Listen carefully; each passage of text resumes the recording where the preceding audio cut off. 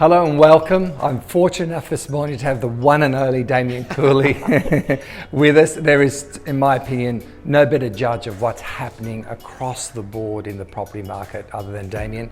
His company gets to see and auction a lot of diverse properties, so it'd be interesting to hear some of his insights. Damo, one of the questions that keeps coming up with my clients in particular is the proposed changes to stamp duty and land tax. What's your take on it? Well, first thing is, let's try and rejig how we're going to get more money out of the property industry, because the reality of the proposal is that we're just removing one tax and replacing it with another. We're not actually solving the real issue of what stamp duty was meant for when it first came out. And I think when you look at turnover in real estate, people are holding their properties for a lot longer in today's market than they were, 10, 20, 30 years ago. Why are they doing that? They're doing it because the cost of transacting is expensive. Stamp duty is expensive. And if they abolish or give you the option to remove stamp duty and pay a broad-based land tax, a yearly fee, really all you're doing is replacing one tax for another. So I don't think it's actually solving the underlying issue of taxing the property industry less.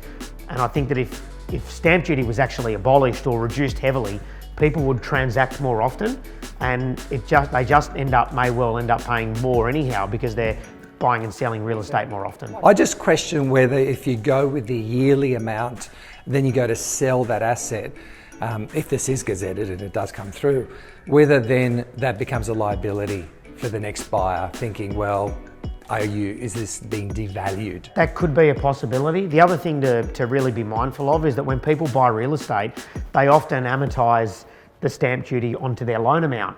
So, if they buy a property for $2 million and they write a cheque for $100,000, some people don't have that $100,000. They'll borrow they'll make the loan to the value of say $2.1 million, and they'll borrow the stamp duty. And when they borrow the stamp duty, the bank will lend on that. I don't think the bank would lend on a yearly fee to be paid to the government. We're all experiencing a very, very strong market. It's like what COVID, everybody else not COVID, in terms of property anyway.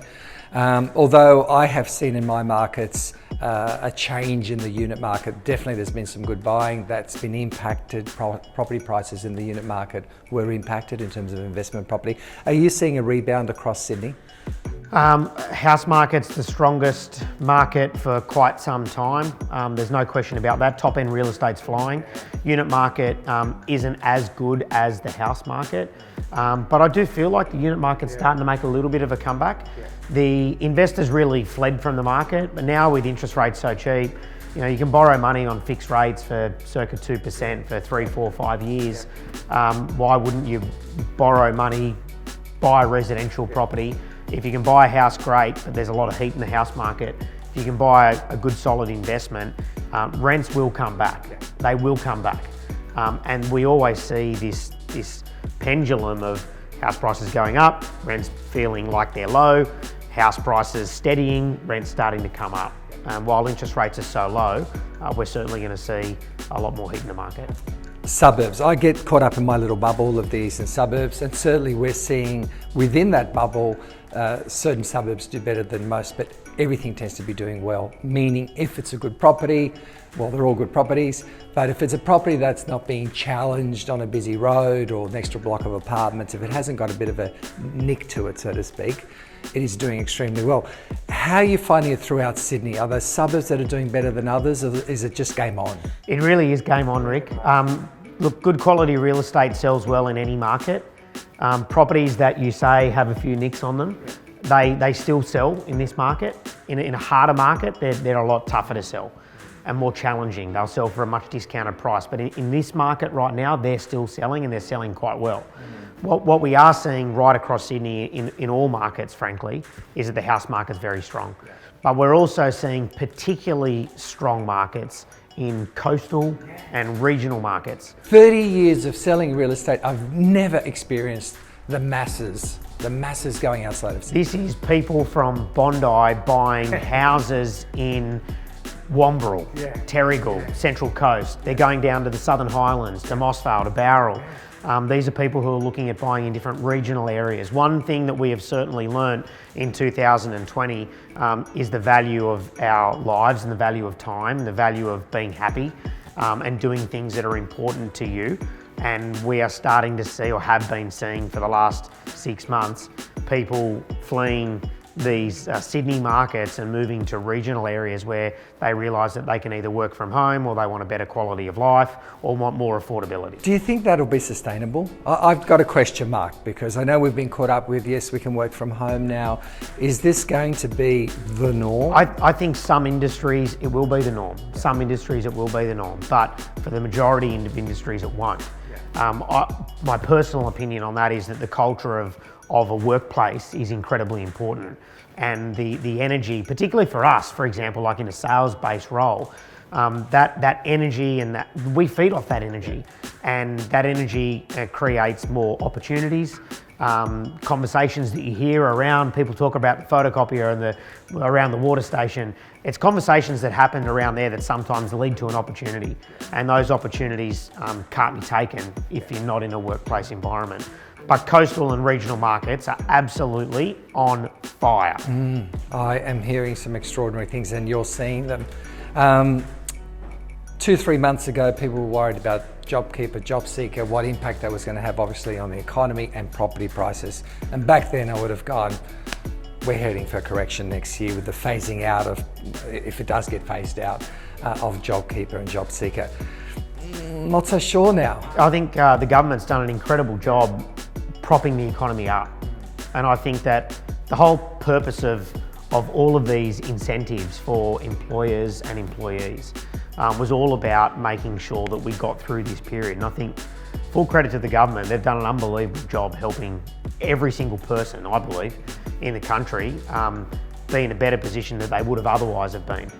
Do I think that is going to impact our market next year? I don't think so. I think particularly in the markets that we sell in, Rick, I think that we're fortunate to be in areas where I think everyone's benefited greatly from these payments. I think there's a lot of companies that have actually done even better as a result of these payments than they would have done even if they did lose a few employees.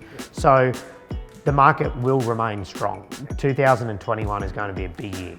Everyone's talking about low supply, and to me, the maths are straightforward. If there's not much on the market, great time to be selling, prices stay strong. As more comes on, that tends to plateau out. The question is, when is there going to be more coming on? Well, I think that properties are selling faster too. True. You know, properties are selling faster, so it probably feels like there's not as much on the market.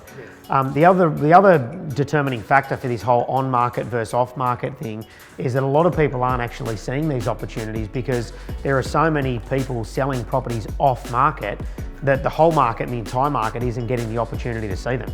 Why anyone would want to sell their property off-market in the market that we're in right now is absolutely beyond me. I'm hearing so many scenarios where buyers have not seen a property, it's sold, they would have paid more for it, but it was sold off market and it was sold quickly and it was undersold.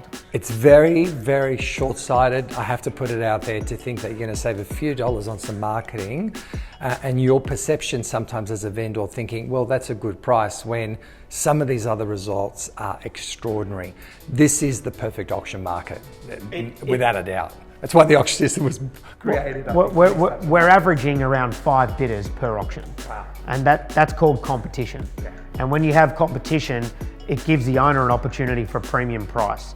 And it not only does that, but it also creates an environment for a buyer to buy in a very transparent environment.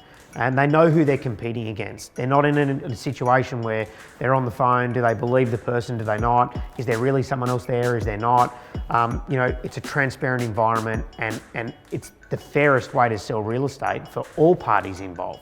Mate, thank you. I know you're Pleasure. busy. Damien's become a restaurateur recently. Yes. What's the restaurant called? Mate, you know, do the things you love, right? Cellar Vinoteca. It's in Randwick, Newmarket Dining Precinct. It's a great wine room. We've just opened our bottle shop, and the food is absolutely exquisite. Much for that. The food is amazing.